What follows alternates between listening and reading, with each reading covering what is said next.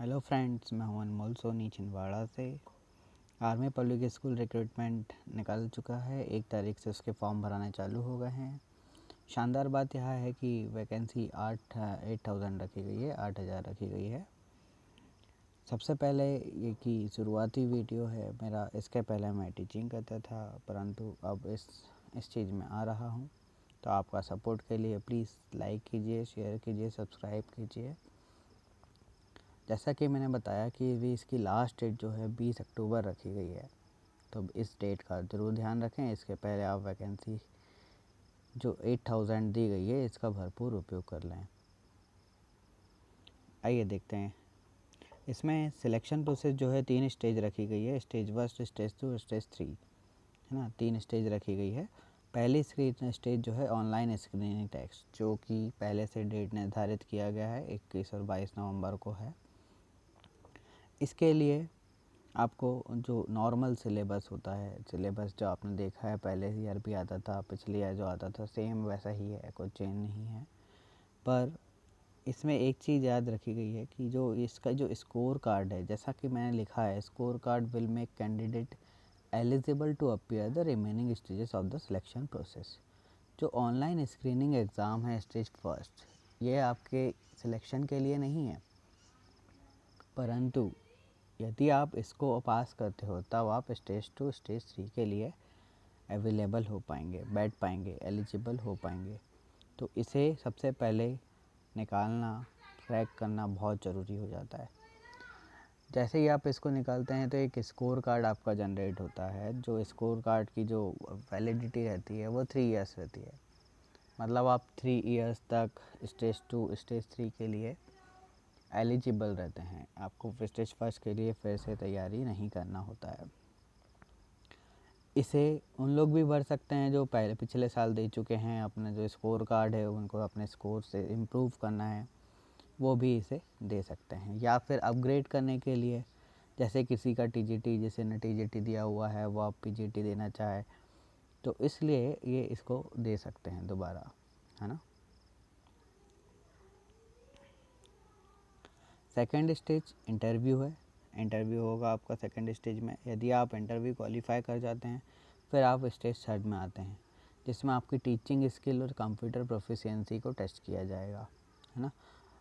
जैसा कि मैंने यहाँ लिखा है, जो लैंग्वेज टीचर्स हैं, जैसे कि हिंदी पढ़ाने वाले, इंग्लिश पढ़ाने वाले, उर्दू पढ़ाने वाले, इनके लिए रिटर्न टेस्ट जो है उसमें ऐसे आएगी, कॉम्प्रहेंसन आएगा जो कि 15 मार्क्स का रहेगा, और टीचिंग स्किल्स आपका बेस्ड रहेगी, टीचिंग स्किल्स बेस्ड रहेगा, ठीक है।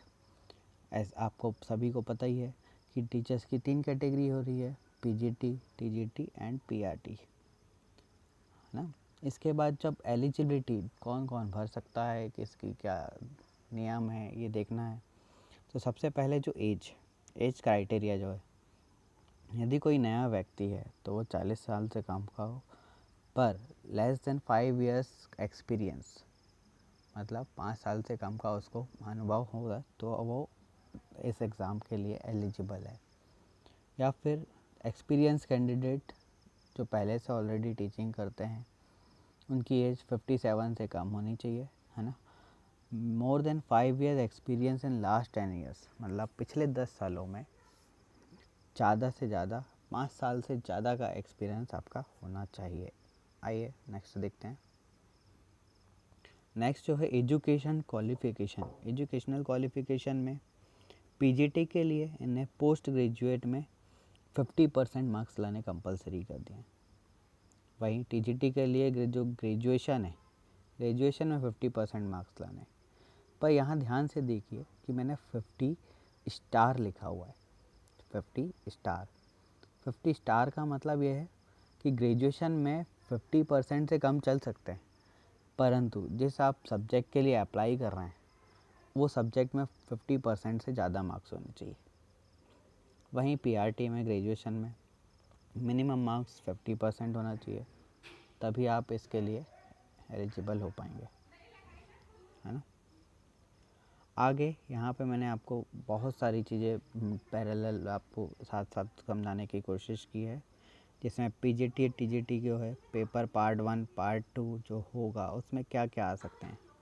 तो पार्ट ए में general awareness, mental ability, English comprehension, educational concepts and methodology including education IT.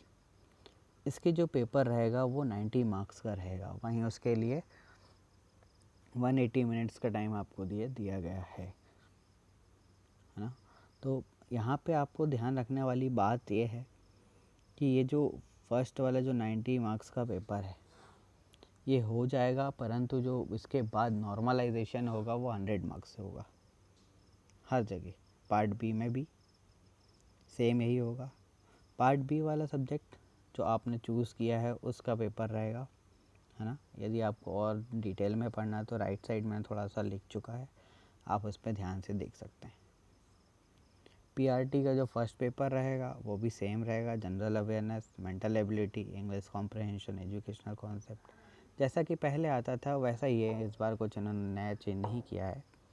यहाँ मार्क्स भी अभी 90 मार्क्स ही रहेंगे, जिसका टाइम 90 मिनट्स ही रहेगा।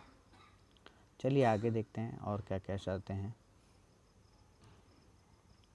यहाँ पे जो लिखा है note, score card will be normalize to 100। जैसा मैंने आपको बताया कि वहाँ पे 90 मार्क्स का पेपर होगा, पर जो नॉर्मलाइजेशन होगा 100 का होगा।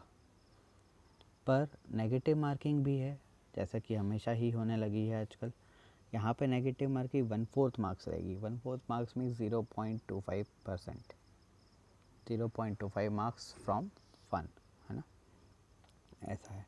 यहाँ पे पार्ट ए और पार्ट बी दोनों का पेपर साथ में आएगा। आप जिसको प्रीफर देना चाहते हैं वो अटैम्प्ट आप पहले कर लें, जैसा कि सेम बैंकिंग एग्ज़ाम से होता है। एग्ज़ाम फ़ी 500 रुपीज़ रखी गई है। यदि आपने एक बार फॉर्म फिलअप कर दिया, फ़ी आपने सबमिट कर दी है, तो आप वो रिफ़ंड नहीं ले सकते हैं। इस बात को थोड़ा सा ध्यान में रखिएगा, ठीक है। ये जो लिस्ट है आप ध्यान से देखिए। मैंने पूरा list of army public schools, कितने आर्मी पब्लिक स्कूल्स हैं अपने यहाँ पे, इनकी लिस्ट मैंने निकाल चुकी है। ये पूरे 104 आर्मी स्कूल्स आप ध्यान से देख सकते हैं। हर सिटी के इसमें आपको देखने को मिल जाएंगे, जितने भी हैं अपने ऑल ओवर इंडिया, ठीक है। चलिए आगे चलते हैं। टोटल 137 स्कूल्स हैं अपने इंडिया में आर्मी के। इन सभी में कहीं भी आपको पोस्टिंग हो सकती है। पोस्टिंग होने के 3 साल तक कोई ट्रांसफ़र ऐसा नहीं होता है, परंतु यदि कोई मैरिटल वुमेन है उनके लिए थोड़ा सा रिक्वेस्ट करने पे हो सकता है, ठीक है। नेक्स्ट सब्जेक्ट्स जो हैं यहाँ पे रखे गए हैं, English, Hindi, Sanskrit, history, geography, economics, political science, mathematics, physics, chemistry, biology, biotechnology, psychology, commerce, computer science, home science, physical education. ये आपको ऑलरेडी पता ही है यदि आप पहले से तैयारी कर रहे हैं तो, है ना। आइए आगे चलते हैं। इसको मैंने थोड़ा सा आपको डीप में समझाने के लिए कोशिश की है कि एजुकेशनल क्वालिफ़िकेशन क्या चाहिए, है ना। इंग्लिश के लिए जैसे यहाँ लिखा है मैंने master degree in English, Hindi master degree in Hindi. Similarly history, geography, economics, ये सभी के लिए मैंने यहाँ पे मेंशन किया है ना।